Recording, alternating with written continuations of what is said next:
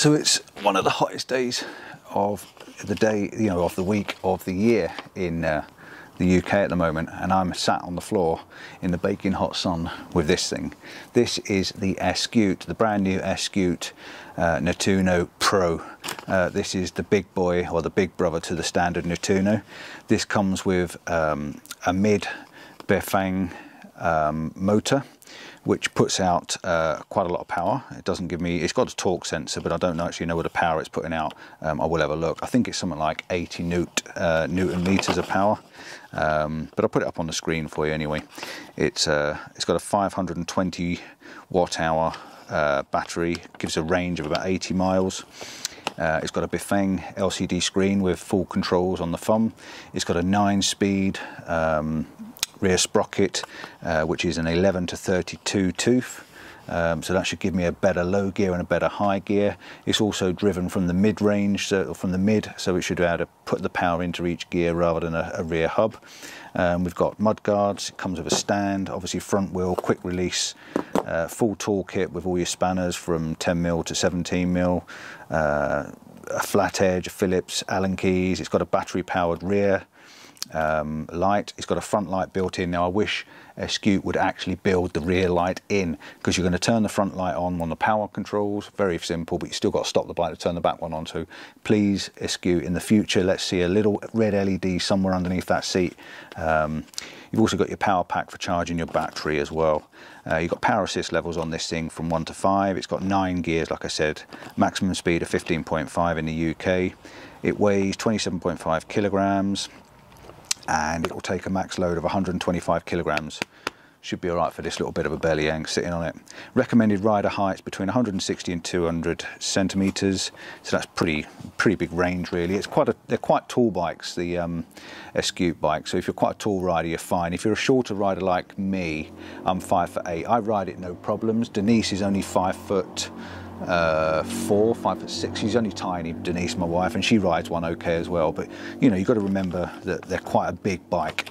This bike retails at £1,899 at the moment. There's a discount of £100 on there. Also, if you use my code Compton50, it will get you a discount off any of their bikes on their range. I'm not sure if you can use a discount on a discount. That's the only problem. So yeah, I'm going to put this thing together. I'm going to speed things up and put it together and show you. Yes, it's 80 newton meters of torque, so it's quite a powerful motor. So I'm going to speed things up. I'm going to just quickly put a time lapse on now, put this thing together in front of you, and then I'm going to give you a quick run over of what you've got to do and how you've got to do it. Basically, you've got to fit your pedals to your pedal arms, left and right. You have the opposite threads. The handlebars have got to go on the headstock. Your headstock has to be spun round so it's facing forwards. And then you have to put your front wheel on. That's all you've got to do. Handlebars, pedals and front wheel. Dead easy. So I'll speed us up, get us through this, get it done. I'll time myself and see how long it takes. It's now 20:31. Let's see how long it takes me to put together.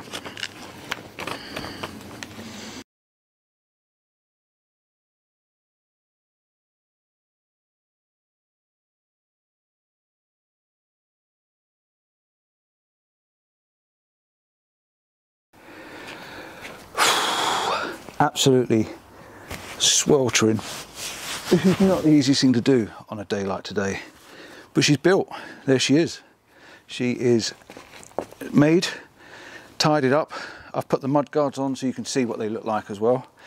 So front back mud guard, front mud guard. I haven't put the light on. The light will go underneath the seat. Pedals are on.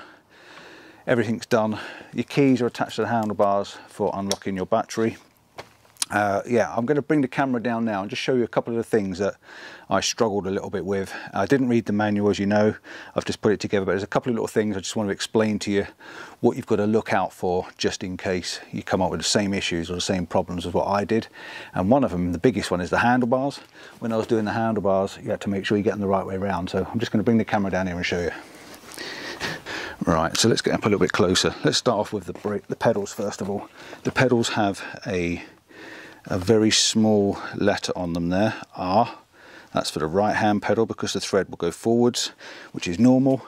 And then the left hand pedal will have an L on it because that thread also goes forward. It's an opposite thread. So you need to make sure you get the left and the right on the right side, otherwise you'll struggle.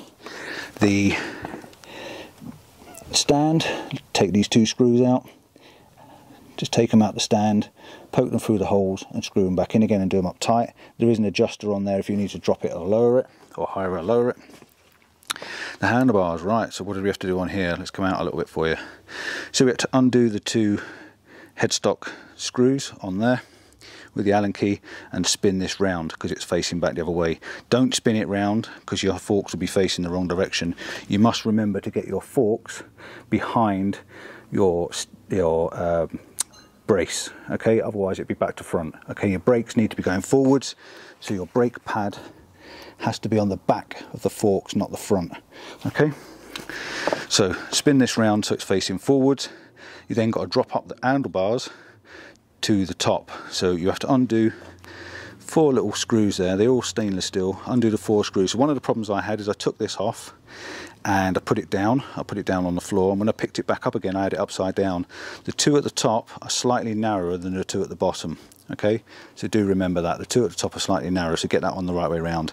You then have to set your handlebars so your handlebars are tilting the right direction. So first of all I had them on and they were facing the wrong way, so I thought that's strange, so I turned them round and then they were facing the wrong way again. So I turned them round, and what had to be done is tilted all the way over. They were actually tilted back facing me, so I had to spin them forwards because this, the Bifang controller, was loose. There's 2 little screws on the front that you have to tighten up as well, so that's just for getting it level. I don't know until I ride it, I don't know whether that's in the right place or not. I might be able to tilt it forward or back. Same with the controller here, it's slightly loose. You just need to get the Allen key on the back to get that into position that suits your thumb. Same with your grips, everything has to be fitting in the right place. At the moment they seem a bit high. I prefer them lower so I can get my hands down, so I need to either tilt my handlebars forward or I need to tilt my grips and my levers forward. The levers have got a nice feel to them as well, and the thumb switch is for the gears on the bottom. So you need to get all these in the right position, preferably facing forward, so when you stood up on the bike you can reach them. Okay, so you need to set this up when you're actually sitting on the bike and riding it. You can higher and lower it by taking the shims out. You take the plug at the top, undo that, take the headstock off, or the stem, move these shims, put the shims back on the top and put it back together again. So if you want to lower the handlebars you can. The seat's very easy to lower. You literally just undo this, spin it around a couple of times, push it back in so it's nice and tight, and there's a little bit of dust on there. So you need to get the seat again, you need to be sat on the bike, you need to get the seat in the position you want to get it onto, and you can see it's a nice springy seat. The mud guard, if you do want the mud guard on there, it's just a simple screw in the side there, and then you just adjust it to where you want it on there. And on the front one, you take this screw out, can be a little bit difficult to get to, but you undo that screw. Once you've loosened it, you put your little headlight on the front there, and the headlight again has to be tightened up. Get it in the position you need it, so it needs to be dark, get it where you level it. Do it up nice and tight there, do the screw up nice and tight on the side, and then your mud guard just fits in behind that. And again, I'll probably take these off because I probably won't use them, but they're nice, they look good. What else do we have to do? Yes, the front. Down on the front you get this quick stem that goes through, so you basically have to, you undo the bolt. Let me just show you, it's in the box. You have to undo this bolt that's bolting these 2 forks together, a safety thing, stop the forks from getting damaged. Now one of these was dead tight, so when I undone one side, the other side was just spinning, it was turning the whole lot, which wasn't very easy, so I had to do this one back up tight, lock that one off to undo this one, and then I could undo that one. So I was struggling getting that off at first until I worked out I had to do that one back up and break that one loose and get it undone. So yeah, you might have to struggle with that. Two spanners would be easy, but I only had one on me at the time and I didn't want to go and find another one. Right, so that comes out, the stem goes in. Make sure you get one spring either side. There's a spring that goes in this side, a spring that goes in that side. You can see in their little concave springs, and they sort of wider on one side than the other. So just slide one off, slide it on the other side, and then do it back up. Okay, that's simple. Forks drop in, make sure your disc goes between your pads and not on one side or the other, goes between. Lock it in and spin this round until it goes tight, and when you got a good tight fit so that locks down nice and tight, you don't want it loose, and you're probably better off having that facing upwards as well and not downwards like I've got it. So you turn it round like that, get it in position, and then get it in position, not very easy one-handed, and lock it off nice and tight, whichever way you need to lock it off. I think I'm going to keep mine back because I've always had them back facing that way, and I can pull them in nice and tight.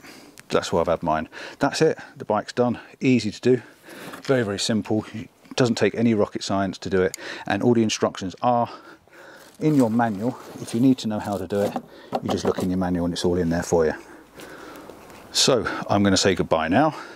Give me a thumbs up, don't forget to like and subscribe, and I'll see you on the next adventure on this when I get it going.